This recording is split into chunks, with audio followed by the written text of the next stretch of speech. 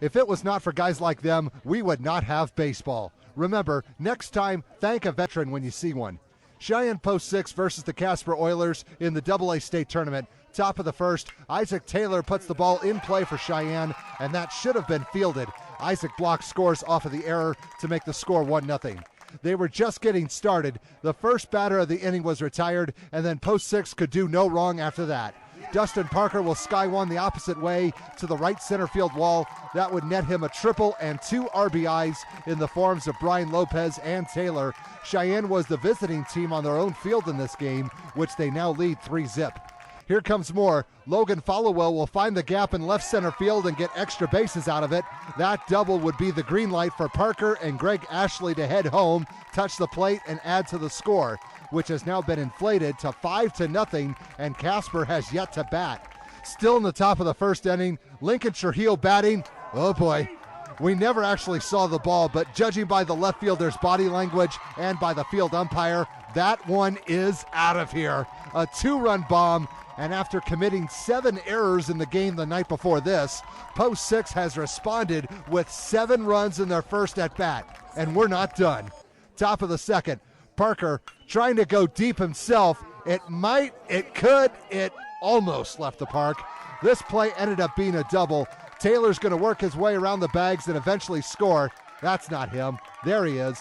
And the 4-time defending state champs now have an 8-0 advantage. Bottom of the second, Brady Cates pitching for Cheyenne, and his curveball has some curve. He got off to a good start, although he had a little trouble later on down the road, but at least he had run support.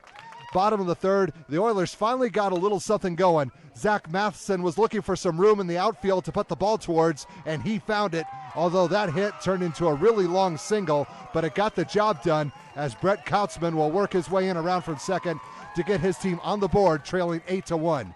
Next batter, Spencer Dexter will squeeze a base hit just out of the diving reach of the defense for a single. Cam Huber has a clear path to go home, which he will after rounding third. Casper was slowly, and I mean slowly, trying to get back into this game, now down 8-2. Bottom of the fourth, Kyle Schumann offering himself as a sacrifice. This should be a routine out, but he's safe at first. Luckily, we have slow motion, so let's check it out again. Watch the left foot of the first baseman. We're guessing that with the umpire right there to see, the first baseman's left foot did not make contact with the base when he caught the ball. Casper caught a break, and they would eventually cash in on it. Huber will get a single into right field with 2 runners in scoring position. Naturally, they will score as Cody Lukow and Schumann will touch the plate for the Oilers. Now they're down 8-4. Top of the fifth, Cheyenne would load the bases, but the opposition was somewhat ready for them. Out at home, but safe at first. No controversy on this one because the error happened before the collision, and we checked it. The first baseman never had the ball, so there's no interference. Meanwhile, Cameron Johnson scores, and it's now a 9-4 game. Now, this play was a little bit of a doozy. The third baseman bobbled the ball. Kautzman comes up with it, and he'll fire across to Matheson in time to get the out. That was the only choice they had, and Casper almost botched it. But Block will score an insurance run for Post 6, and now the scoreboard reads 10-4, good buddy. You would think a 6-run lead would be safe, but Cheyenne took no chances. Trujillo sends one up the middle for a base hit. Lopez is kicking it into overdrive, and check out the slide at the plate. It was not really that close, but still fun to watch. Now his team leads 11-4. Bottom of the fifth, the Oilers have the bases juice, and Kautzman's going to squeeze everything he can out of this one. That's a fair ball down the left field line. Kautzman ended up at second. Delane Doyle, Lukow, and Schumann all go home, and we have ourselves a game with an 11-7 score. And we're still going thanks to some help from the opposition. Huber should be out on this play, but the throw to first is off the mark, and there's another error. Kautzman has a free pass in to make this an 11-8 contest. Top of the sixth, here's another one of those moments. Lopez puts the ball in play. Great grab by Kautzman at short. Good throw to first, but watch what happened. Matheson missed the tag. All hands are safe. Johnson scores for Post 6, who now has upped their lead to 12-8. Here it is again. The throw was just a bit high, and Matheson had to spin around in order to make the play, but Lopez would slide and just barely got under the tag. No error against the Oilers, just smart base running by Cheyenne. Top of the seventh, After that disastrous first inning, Casper pitching was actually doing pretty good.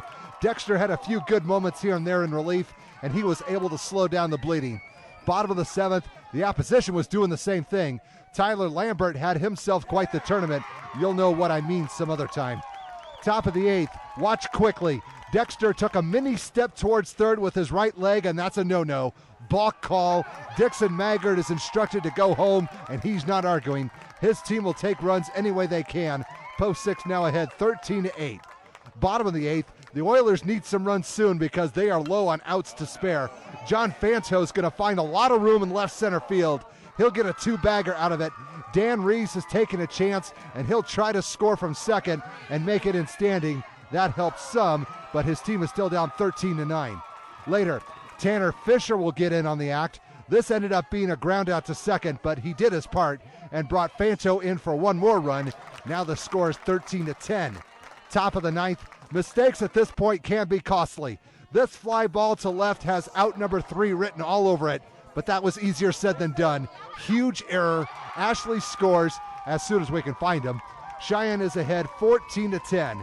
Bottom of the ninth, last chance for Casper. All they had to do was win this game to become champs, but it was not to be on this night. Post 6 hangs on to win 14-10 to force the if necessary game for the tournament championship.